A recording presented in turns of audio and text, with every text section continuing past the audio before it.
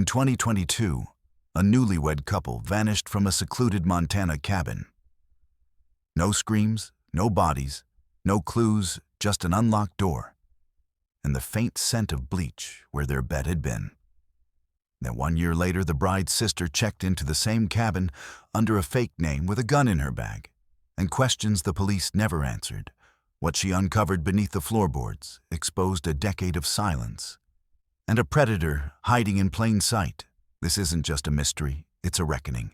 This is the Witness Cabin. Before we begin, hit that subscribe button because some stories don't end where they're supposed to, and this one isn't over yet. June 18th, 2022.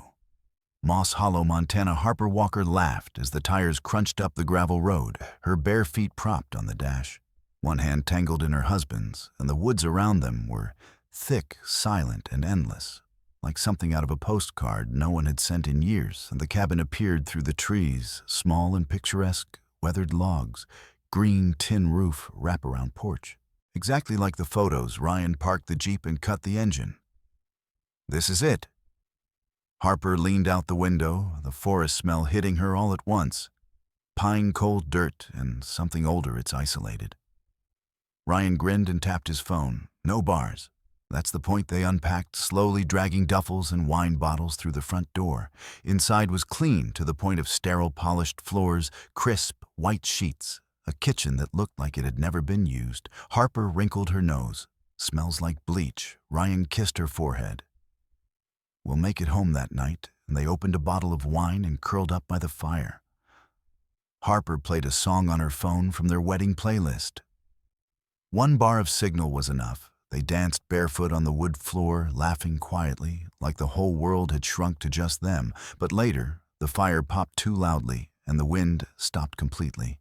Then came the knock, 3 slow, deliberate raps on the cabin door. Harper froze. Did you hear? Ryan stood cautious, stepping toward the entrance. He opened the door a crack. Nothing. No one, just forest, just dark. They locked the door and went to bed. By morning. The Jeep was still in the driveway. But Harper and Ryan were gone, and the cabin smelled even stronger, like bleach. And something else. Something wrong. The cabin looked like something out of a rustic magazine. Weathered wood, wide front porch, trees, hugging its perimeter like old friends. Ryan Walker stepped out of the rented Jeep and stretched his camera already around his neck. Harper leaned out the passenger side, squinting at the Welcome to Moss Hollow sign nailed to the porch rail. This is it, she asked, biting back disappointment. The online pictures had made it seem bigger.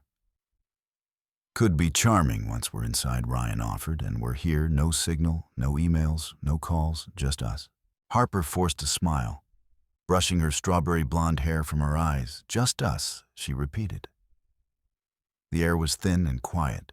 Too quiet, even the trees didn't rustle. They carried their bags up the porch stairs, and the key was under the mat, just like the booking app had promised. Ryan opened the door inside. Rustic meets clinical, a log cabin-styled space with polished floors, gleaming kitchen surfaces, and beds so neatly made it looked like no one had ever touched them. Smells like bleach. Harper muttered. Nose wrinkling means clean, Ryan said. But his voice had dimmed too. She walked toward the bedroom. Wow, this mattress feels like cardboard. She pressed a hand against the bed's stiff corner. Still want to have honeymoon sex on this thing. Ryan leaned in behind her, wrapped his arms around her waist. We'll manage that night. Wind howled outside. Ryan built a small fire in the hearth they shared. Wine-kissed, laughed. Harper finally began to relax until a noise broke. The calm knock, knock, knock. 3 steady reps on the front door. Ryan froze.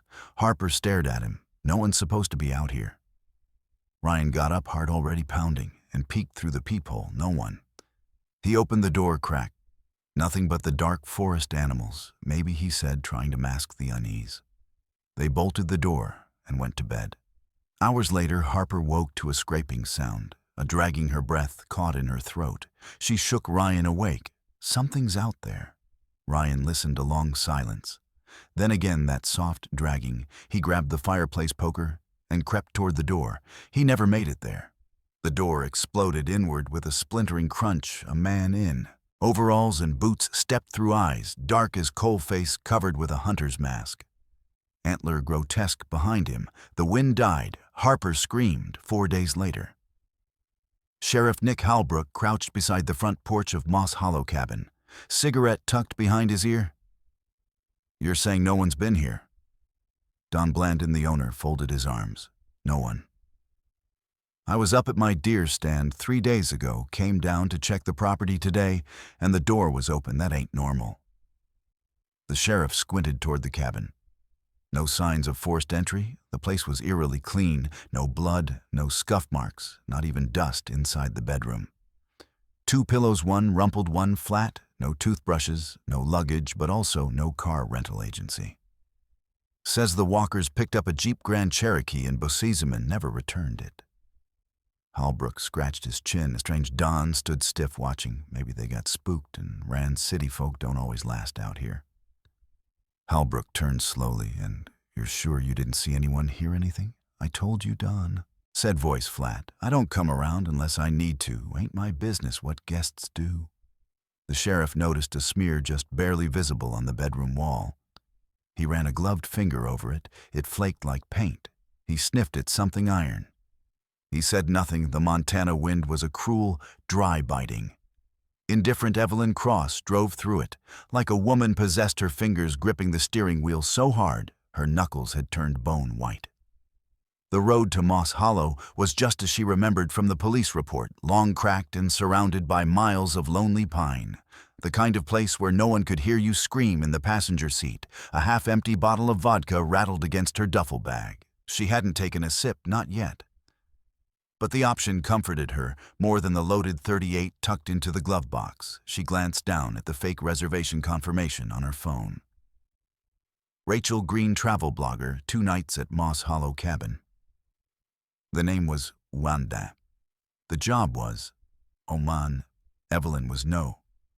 Influencer. She was a burned-out former trauma nurse with insomnia, trust issues, and a crushing case of survivors' guilt. Harper, her baby sister, had vanished a year ago, along with that golden boy husband of hers. Ryan, no ransom note, no footage beyond the initial cabin arrival.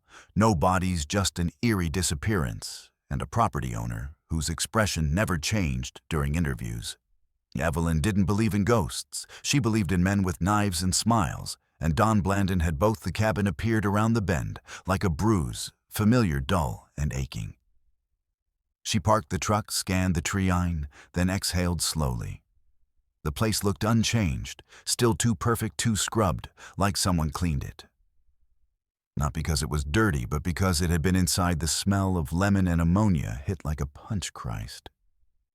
She muttered, "Still smells like a goddamn hospital." Evelyn dropped her bags and swept the space with a practiced eye. 1 bedroom, 1 bathwood burning fireplace, solid oak floors. Nothing out of place except the fact that everything was too in place. Even the magazines on the coffee table were fanned like a model home. She opened the bedroom closet, empty, no hangers. That was odd. She turned on her voice recorder and whispered, "Day 1 visual inspection underway." Floorboards have scuff marks near the fireplace. Could be nothing. A creak from the porch stopped her mid-sentence. She waited still as a grave. A shadow passed the window. Then a knock. Knock, knock, knock, just like the report said. Her blood ran cold. She walked to the door, not bothering to look through the peephole. She opened it. There stood Don Blandon, tall, lean, and sunburned like a scarecrow that had grown a beard. "Well, hey there," he said. Voice soaked in fake hospitality. "Didn't expect nobody for a few more hours. I got in early." Evelyn said, smiling like a wolf. The roads were clear. He nodded slowly. "I'm Dawn. This your first time out here?" She shook his hand with enough force to make him wooze. "Yeah, cabin looked too pretty to pass up. Well, hope it meets expectations. Let me know if you need anything."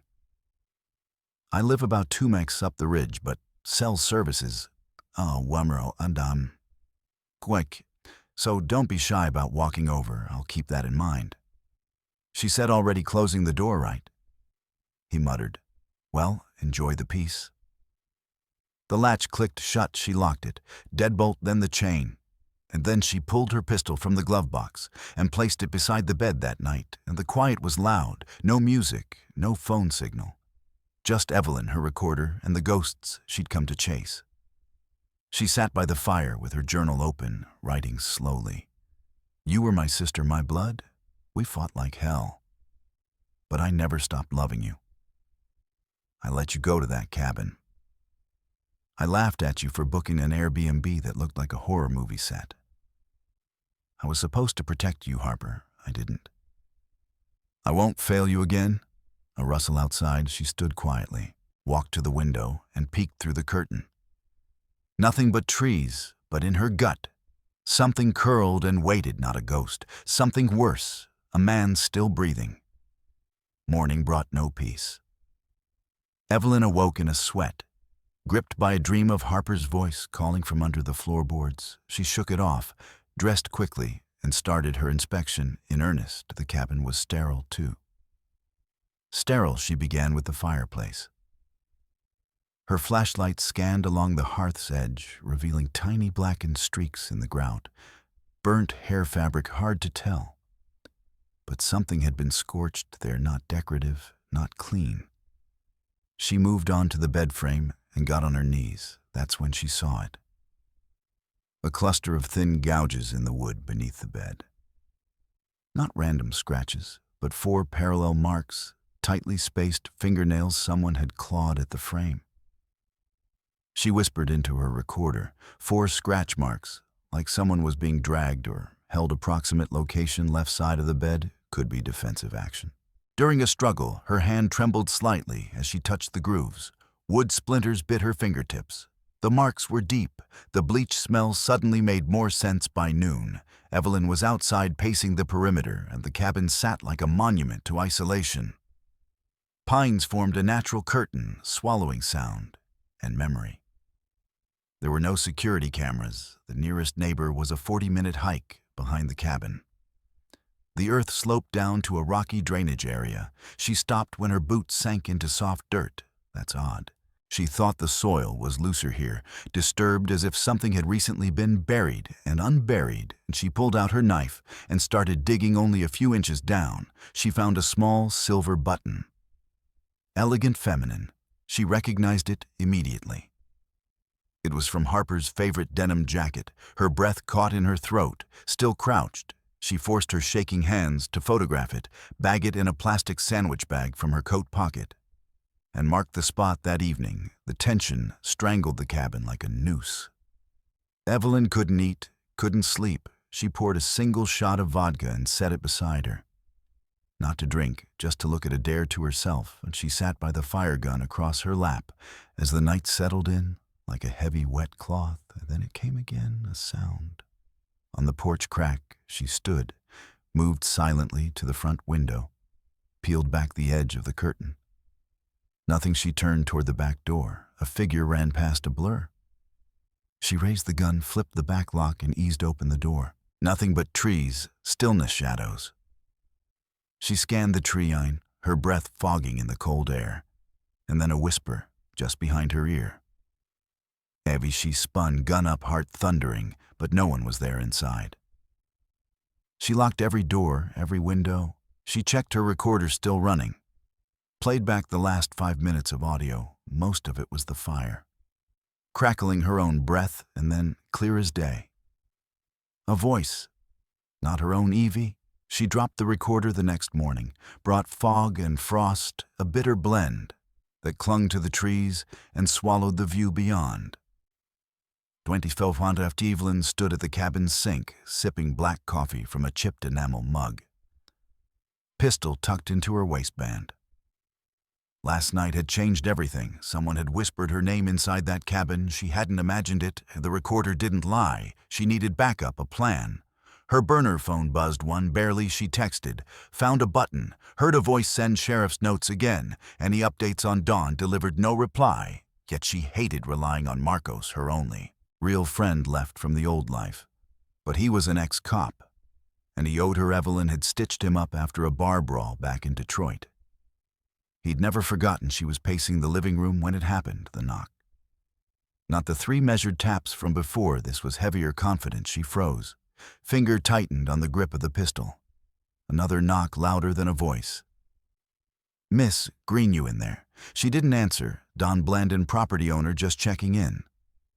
"We had some bears tear up trash bins on my upper trail. Wanted to warn you, don't keep anything edible outside." She edged to the window and peeked. There he was. Same wiry frame, same brown flannel, same unsettling calm. She opened the door just a crack.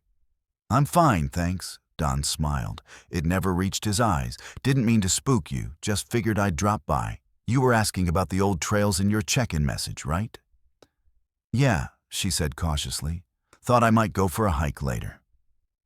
"Well, now be careful, fog rolls in. Folks get lost." He scratched his cheek. "Had a couple up here about a year ago, never came back." He said it so casually, Evelyn nearly choked. "I heard something about that," she said carefully. "They ever get found?" Don shook his head slowly.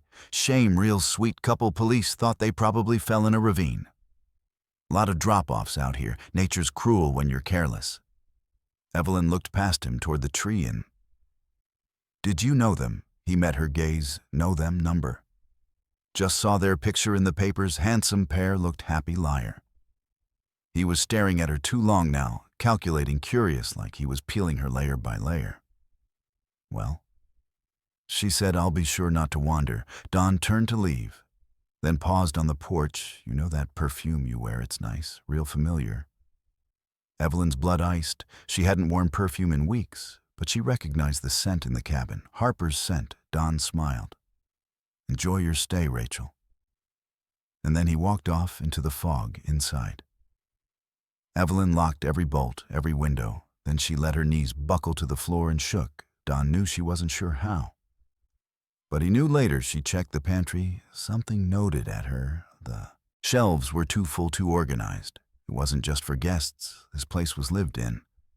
And then she saw a small wooden crate tucked behind the canned peaches. Inside, old batteries, duct tape, rope, normal supplies, until she spotted a Polaroid face down. She turned it over. It was faded, water-stained. But Harper's face was unmistakable, eyes wide terror, blooming like a wound. And behind her, out of focus, the antler mask of the Polaroid sat on the table like a crime scene photo, blurry but damning. Evelyn stared at it under the glow of the cabin's old lamp, her breath, shallow chest, tight. Harper's terror was unmistakable. And behind her, the monster-masked antler looming. Now, this wasn't just murder. This was hunting. She opened her recorder, found photograph, Harper in frame. Visible distress, background unclear. But subject in hunter's mask appears behind her. Strong possibility Dawn was involved in ritualistic or fetishistic killing. Recommending escalation to active criminal status, serial offender probable. The recorder clicked off with a cold beep. She packed the Polaroid in a Ziploc and stashed it in her duffel.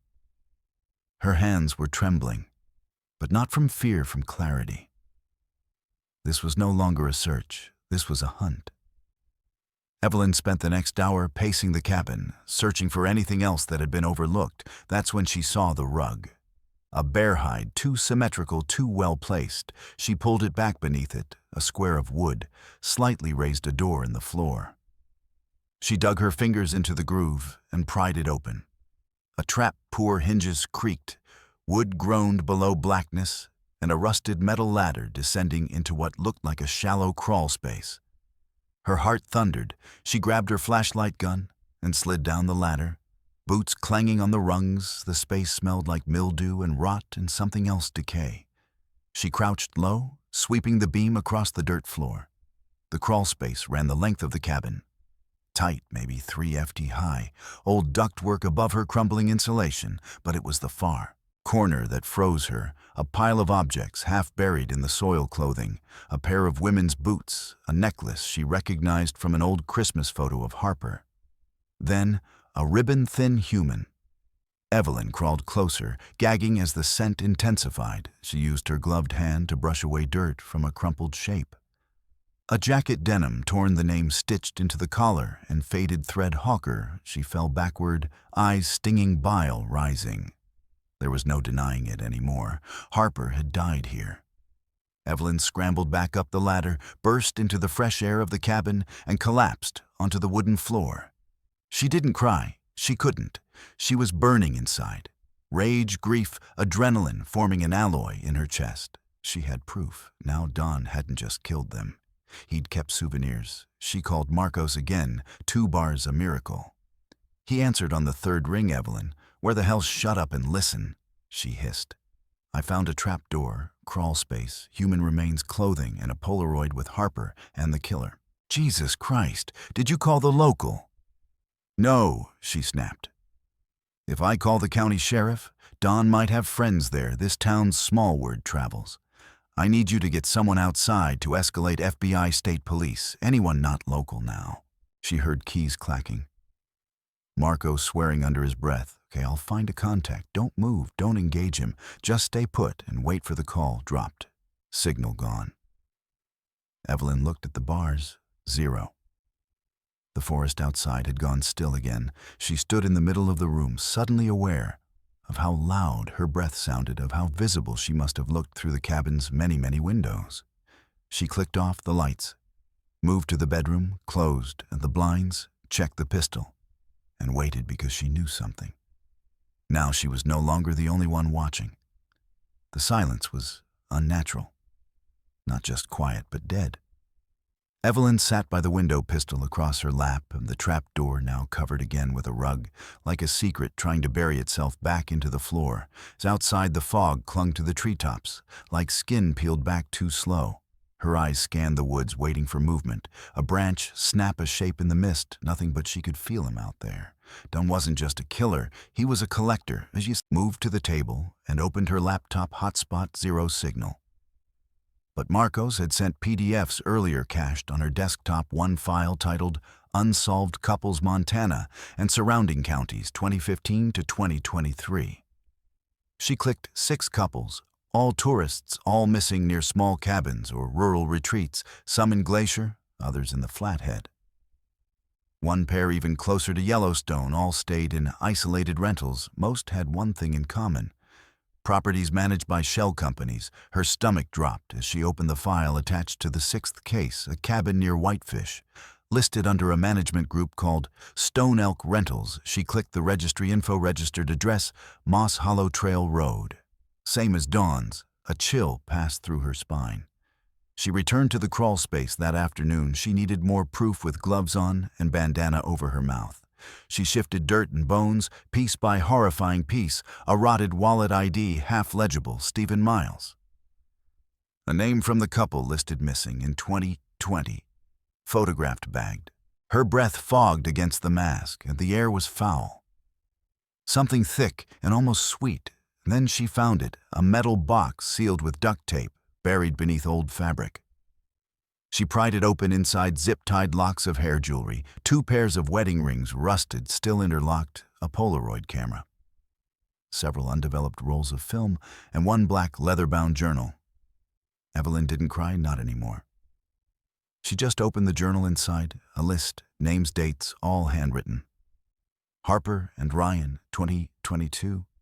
Miles and Jordan, 2020. Silva and Taryn, 2019, 12 couples, 1 per year going back over a decade. At the bottom, scrolled in fresh ink, green, 2023, her alias, her booking. He knew. She rushed back up the ladder, threw the rug over the trapdoor, and sat against the wall. Breathing hard then, the unmistakable crunch of boots outside Dawn. He wasn't knocking this time, just pacing the porch back and forth, waiting. She crept to the window through the glass. She saw him standing there, staring out at the woods, just standing, hands in. His pockets, that same calm posture. Then he spoke, not loudly, just to the air. Some people don't know when they're not welcome. A pause. I gave you a chance to leave. Evelyn kept her breath shallow, pistol raised. She aimed it at the door, finger light on the trigger. He walked off the porch, but not far. She could see him through the trees, standing beside a large pine. He turned, looked directly at the window, and smiled. Night fell fast. She didn't sleep. She sat in the dark watching. She thought about calling again, but the phone was useless. She texted Marcos anyway. He knows Don Blandon is the killer crawl space full of trophies found a ledger. Bodies undelivered figures somewhere around 2:00 a.m. She heard something thud on the roof. Then a scratch, slow rhythmic like claws on metal. She didn't move, didn't blink, just waited. Scratching stopped in the distance. A wolf howled closer. Something laughed, not loud, not joyful, just soft and wet and very human. Morning came like a bruise, dark, dull, and aching, and the sunlight that crept into the cabin was gray and anemic, filtered through clouds that hung heavy with silence. Evelyn hadn't slept. She couldn't. She sat at the table, the journal of names open before her. Harper's was third from the bottom, a silent signature of death. 12 couples, 12 bodies or more, hidden somewhere beyond the reach of cell towers and common decency. She needed to find the rest. Dawn's truck was gone. She waited 2 hours before moving. Watching from behind curtains, pistol tucked tight into her waistband, a hunting knife strapped to her thigh at 11:08 a.m. Ma. She stepped into the backyard. The woods yawned behind the cabin like a secret. Evelyn moved fast and quiet. She followed the slight indentation of worn earth. No real trail, just a pattern where feet had passed often, and leaves didn't grow back right. The journal clutched in her backpack. She passed a broken fence, a moss-covered stump, a rusted wheelbarrow with dried mud, crusted in its belly. Then the smell. She froze earth. Copper mildew and rot thick, sweet sick. She turned the corner behind a thicket of thorn bush heart hammering in her chest and found the clearing. There were 8 mounds each, the size of a body. Neat domed, covered in small stones, and leaves some with sticks arranged like crude crosses, each marked with a number etched into a weathered wooden plank. Not names, just numbers. She moved toward one marked number 3 and knelt beside it. Something white jutted from the edge. Bone clean, smooth the curve of a jaw. Her vision blurred, but she didn't cry. Not now. She snapped photos with her. Burner hands, trembling proof. Then she noticed the far end of the clearing, a shovel freshly used. And beside it, a half-dug grave. Within the loosened soil, something shimmered metal. She reached in fingers, closing around it, a wristwatch smeared in dirt, but still ticking, inscribed on the back to Ryan forever. Her lungs collapsed. Harper had been here. They were both here then. A twig snapped behind her. She turned, gun raised, and found herself staring at Dawn. Calm arms folded, covered in dirt. He smiled. "You should have left, Rachel." Evelyn fired. The shot went wide. Adrenaline and grief made her hand twitch. Dawn moved like a wolf, fast, lean, direct. He tackled her, knocking the gun from her grip. They hit the dirt hard. She kicked, screamed, clawed at his eyes. His forearm pressed against her throat, grinding bone against bone. "You shouldn't have come back." He growled, spit flying. Her hand found the hunting knife at her hip. She drove it into his side. He screamed, high, sharp, not mortal, but real. She shoved him off and scrambled for the pistol. Dawn stumbled, bleeding, but still standing still, smiling. Next time he hissed and staggered into the woods, one hand clutching his side. She didn't chase. She couldn't. She collapsed beside Harper's grave, sobbing, the pistol in her lap. Not out of fear, out of fury. He had her sister's watch. He had a grave half dug, and he had a list with her name on it. The pain came first, a white-hot bolt across Evelyn's scalp. Then darkness. She woke with her cheek against concrete wrists, zip-tied behind her back. The air damp and crawling with mildew. It took her a full minute to realize she was underground, and the cellar, the one she hadn't found, the one he'd built for people like her. Her legs were numb, her tongue dry and coppery. She blinked against the flickering light of a single hanging bulb. Stone walls, no windows, one door, one voice. Didn't want it to go this way. Dawn. She turned her head slow and stiff, and saw him sitting on a stool in the corner, his side patched with gauze, blood streaked and lazily dressed. He held a thermos in one hand, her pistol on the table beside him. "I didn't even know who you were until yesterday," he said calmly. You really shouldn't drink the same perfume as your sister. She spat at the floor. Why, he sighed, took a long sip.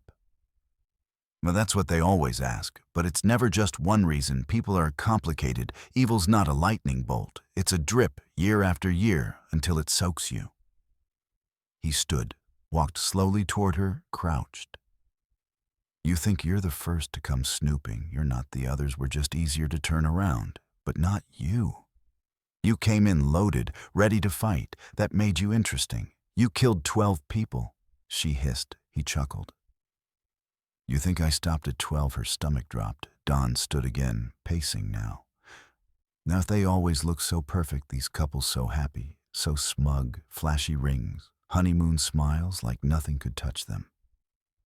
Like they weren't just meat, walking around with delusions. He stopped at a small cabinet, opened it slowly, pulled out a mask. The mask carved antlers, painted bone-white eyes, black as tar. I tried bearing the urges, he said, tried therapy, church, even abstinence. But in the end, there's only one truth. He leaned close. We are what we do when no one's watching. Evelyn shifted her weight. Her hands, still bound, were behind her back, pressing against something cold and sharp in her jeans pocket, a zipper on her knife sheath. She began working it open slowly, deliberately, keep him talking. Why, Harper? He paused. Something flickered behind his eyes. She was different. He said she fought hard, bit my ear, broke a tooth. Most of them cry, not her. She screamed. Yeah, but not for herself, for him. He laughed again, hollow. She made me kill him first. That wasn't the plan. But I like to improvise. Evelyn's mouth filled with bile. You did wrong things with her, she said. He went still. Then calmly placed the mask back on the shelf. No, he said, my brother did. He helped me for years, but he liked it messy. I liked it clean. He made things dirty, brother. That was new. He's still around. Dead car crash in Utah deserved worse. He moved back to the table, poured something clear into a glass vodka. Evelyn smelled it. You'll end up with them, he said, gesturing upward, a nice spot in the dirt. I was going to give you a clean exit, but now I think you'll scream just like she did. The zipper opened. Her fingers found the blade handle still taped inside the jeans. Emergency. Only he stood, picked up her pistol. You loaded it with hollow points, he said with admiration. That's overkill, but I respect it. She palmed the knife and waited. Dawn knelt beside her. Any last words? Rachel Green, who isn't? She smiled, yeah, and drove the blade into his thigh. He screamed, stumbling backward. She rolled, still bound, slamming her shoulder into the table leg. The pistol fell. She kicked it across the room, away from him. Go damn you, he shouted, lunging.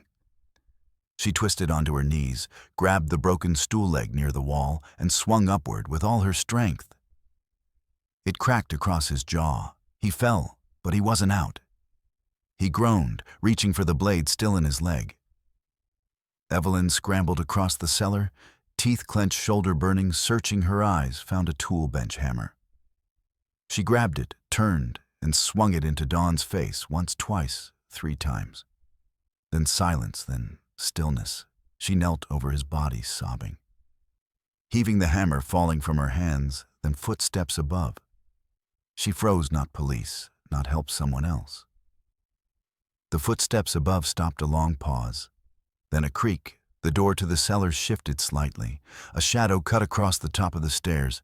Evelyn stood frozen back, pressed against the cool stone wall, blood drying on her face. Hammer in her hand. Dawn lay still on the floor. Jaw shattered, twitching only once. A post-mortem reflex. She gripped the hammer tighter. The cellar door opened fully. A man stood at the top. Middle-aged, darker-skinned, neatly dressed, no weapon in hand. But his posture was wrong. Military, straight, cold eyes, a suitcase behind him.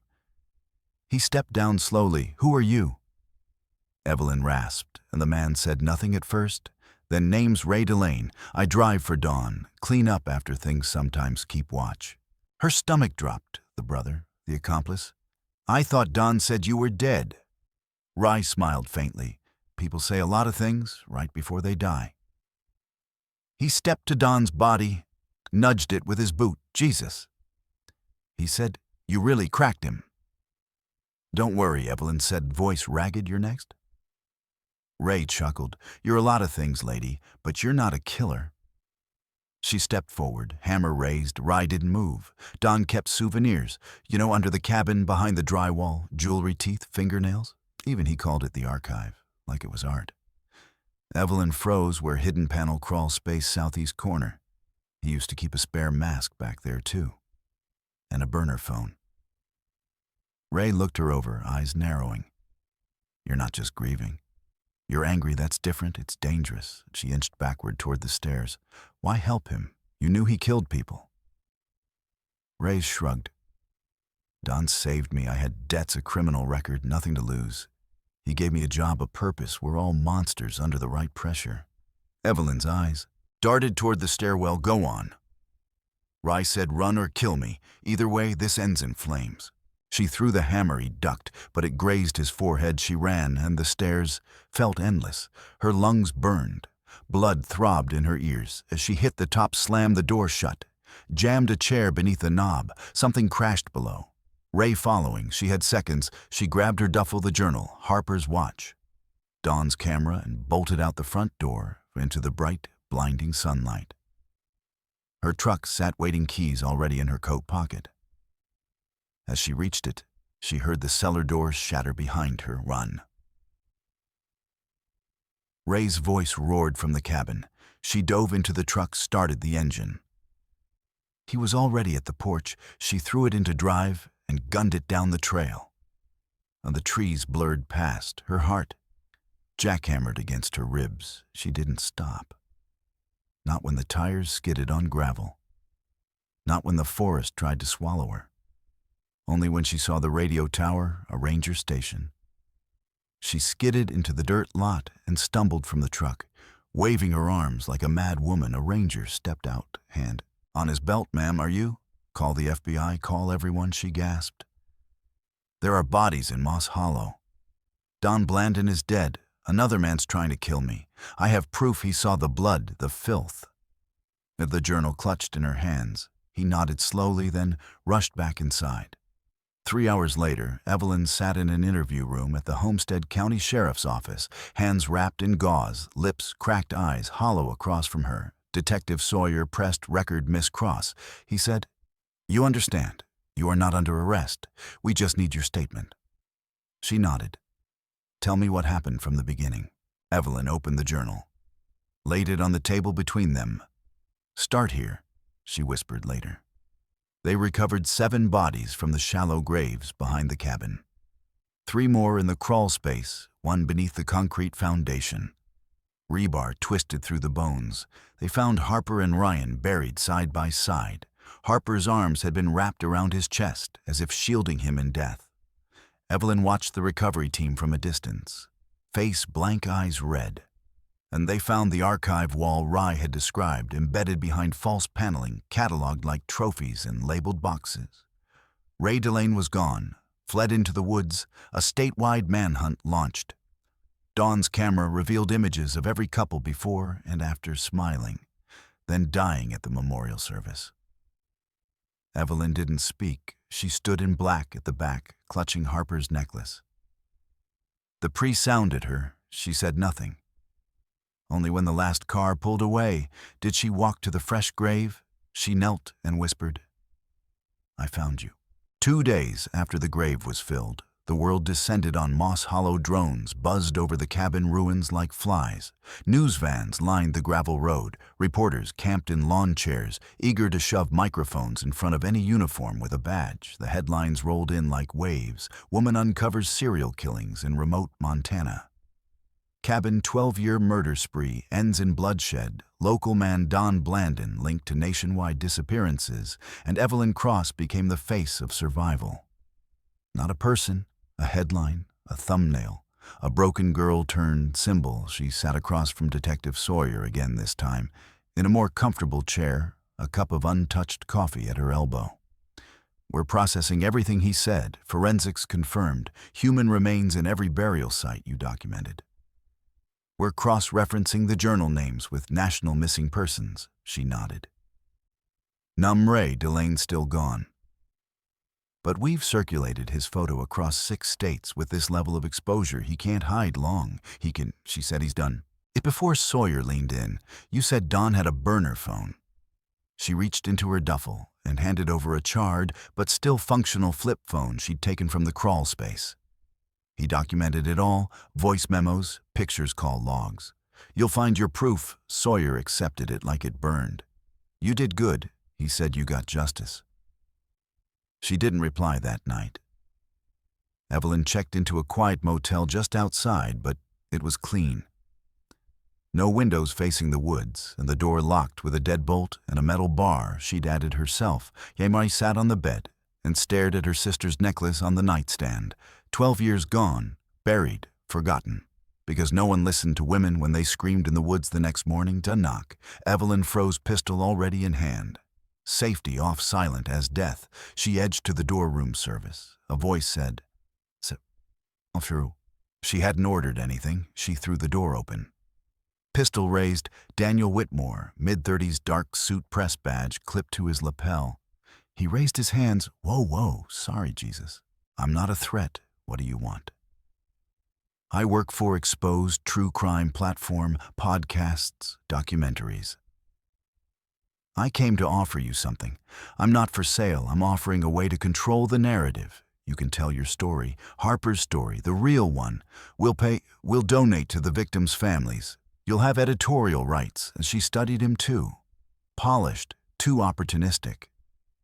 But maybe that night she called Marcos. They want to make a series, do it. He said, take control of the story, use it. I just wanted to find her. You did now tell the world who she was, not how she died, who she was. She wiped her face with the back of her hand. She was better than me. She whispered softer, kinder. That's why you're still here. Marcos said, you were made for war. The deal was signed the next day. She handed over the journal, the recordings, the photographs, with one condition: nothing gets published until they find Ray Delane. I want every frame focused on that bastard's face. Daniel agreed, and behind his smile she saw the spark of ambition. Maybe it didn't matter. Let him want fame. She wanted names, ashes, justice. But what no one saw, not in the footage, not in the files, was the letter she found tucked deep in the crawlspace wall. Not in Don's handwriting, different crutter, rougher it read. She wasn't supposed to be yours. She was mine first. I watched her. I waited. You stole her. I should have killed you too. Next time I will. Signed Artie Ray Delane. She hadn't shown it to the cops, not yet. It meant something deeper, something worse. This wasn't just Don's sickness. It was shared, a blood pact, and Ray. He was still out there watching it. Started with a photograph, a man seated alone at a roadside diner in Idaho, hoodie pulled low, eyes downcast, caught on a customer's phone camera during a live stream, uploaded, shared, forgotten, until the algorithm noticed his face.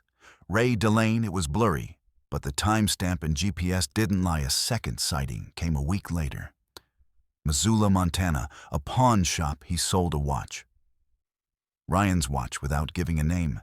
The clerk remembered the eyes. The FBI moved. But by the time they arrived, he was gone again. Like a ghost with steel bones, Evelyn knew what that meant. He was close. She didn't tell the FBI what she planned, didn't tell Marcos, didn't tell anyone. Some hunts weren't meant to be shared, and she packed her bag knife, gun burner, phone. Dawn's Polaroids, the journal. And one last thing, Harper's necklace, not for protection, for memory. She drove north, staying off highways, keeping to back roads and motel where no one asked for ID. She knew his pattern now. Ray wasn't running, he was circling. Predators didn't flee, they stalked. He was watching her press interviews, listening to her podcast appearances, reading between the lines. She gave him a breadcrumb trail, casually mentioned she might return to Moss Hollow one day. She waited. It took 3 nights. The knock came at 3:14 a.m. Evelyn was already awake. She didn't speak. She didn't breathe. She simply rose from the mattress, gun in hand, and turned off the light, and the knock came again. Software, deliberate, a scrape against the wood, and then opened the door. Evie. Her blood went still. Not because of fear, because he knew her name, the real one. She opened the door, fast, gun raised, no one porch empty. She stepped out, slowly checking corners. Then a whisper near her ear. Wrong move. He was behind her. They crashed to the porch, her gun skidding across the planks. He was strong, but older now. Slower, she drove her elbow into his ribs. Head butted his nose. Blood sprayed. He snarled, grabbed her hair, slammed her back into the railing. Lights flashed behind her eyes. Then she reached down, pulled the knife from her boot, and buried it into his side. Ray screamed, tried to twist away. But she climbed on top of him, face inches from his, and whispered, "She died in your arms, didn't she?" His eyes widened. "You touched her." He growled, blood pooling at his lips. "Say it." He spat. "She begged for you, not him." "You." "Well, she screamed your name when I..." Evelyn plunged the blade deeper, twisting. "Not anymore." He convulsed, then stilled. She staggered to her feet, body shaking, covered in sweat and blood. Her breathing came in short gasps. Her chest felt like it might cave in. Then blue lights, sirens. She dropped the knife and raised her hands as two sheriff's deputies stormed the porch. Dropped the weapon hands up. She nodded, dazed, blood streaking her arms. He was waiting. "I told you he'd come." They looked down at Ray's body, saw his face froze. One officer radioed it, in suspect, down, confirmed identity, Ray. Delane, Evelyn Cross, alive. Repeat, alive. 6 hours later, Evelyn sat in another interview room, cleaned, bandaged. A younger detective looked at her voice. "Quiet, Miss Cross, you want to press charges," she stared at him. "I want him cremated, scattered in the landfill." The detective swallowed. "We'll see what we can do outside." Marcos waited, leaning against a cruiser. "Arms crossed, you good?" he asked. She looked at the sunrise over the trees. "No," she said, "but I'm done running." He nodded. "That's enough." In her motel room later that night, Evelyn opened the box she hadn't touched in months. Inside, Harper's necklace, Ryan's wedding ring, a thumb drive containing every journal entry, the last photo of the Walkers smiling before their honeymoon. She placed them all on the bed, a shrine of sorts. Then she picked up the burner phone and called Daniel Whitmore.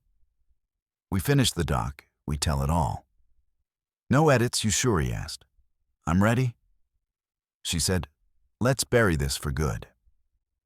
It took 6 weeks. The documentary launched under the title Moss Hollow. The cabin that killed 10 episodes, millions of views in the first 2 days. It wasn't just about the murders. It was about why no one looked closer, why no one listened to the women who vanished, why small-town monsters wore smiles and skinned deer while burying bodies.